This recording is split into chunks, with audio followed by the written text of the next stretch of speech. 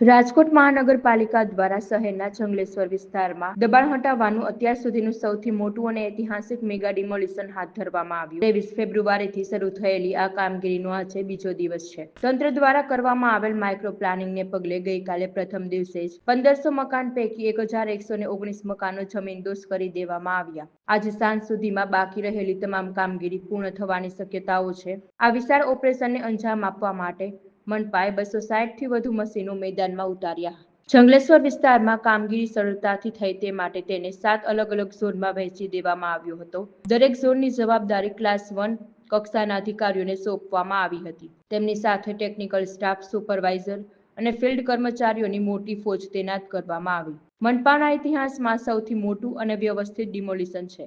અગાઉથી કરેલા micro planning અને પૂરતા પોલીસ બંદોબસ્તને કારણે કામગીરી ઝડપથી આગળ વધી રહી છે. આજે બાકી રહેલા મકાનો તોડી પાડ્યા બાદ કાટમાળ ખસેડવાની પ્રક્રિયા હાથ ધરવામાં આવશે. આ મેગા ઓપરેશનની જંગલેશ્વર વિસ્તારમાં સરકારી જમીનો પર થયેલા વર્ષો જૂના દબાણો દૂર થશે અને શહેરના વિકાસ માટે નવો માર્ગ મોકળો થશે.